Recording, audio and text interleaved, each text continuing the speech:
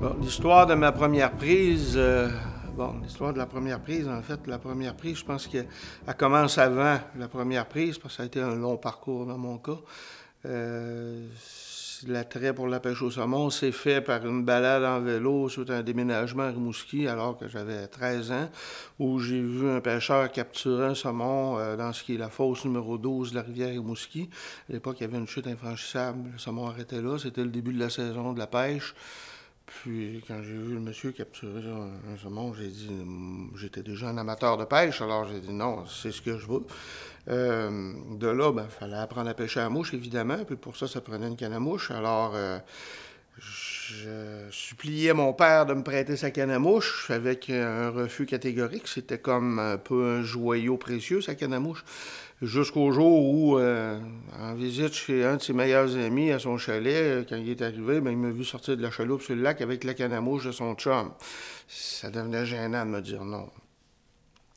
Donc, suite à ça, achat du permis de pêche. À l'époque, on parle de 1977, 5,25 $, achat d'une douzaine de mouches, puis allez, le jeune Pierre qui s'en va en vélo sur la rivière Rimouski à tous les matins, puis qui passe toutes ses journées sur la rivière.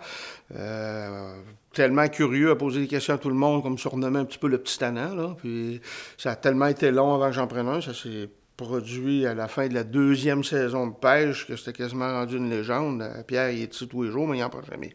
Puis finalement, j'en ai pris un. Puis quand j'en ai pris un, je me souviens encore, j'avais une Grey Ghost, c'était au pied de la fosse La Lame, un petit grill d'à peu près 4 livres. Puis au moment où je l'ai eu sur la ligne, mon cri de mort a ameuté tout le monde. Il y avait peut-être une quinzaine de pêcheurs. Puis tout le monde s'est regroupé à dire, il y en a fait un, c'est possible. Puis j'étais le premier surpris, je pense.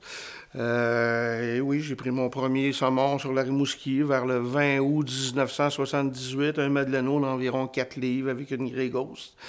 Puis ça a été le début d'une longue histoire parce que le saumon, par la suite, c'est devenu une passion, presque une phobie.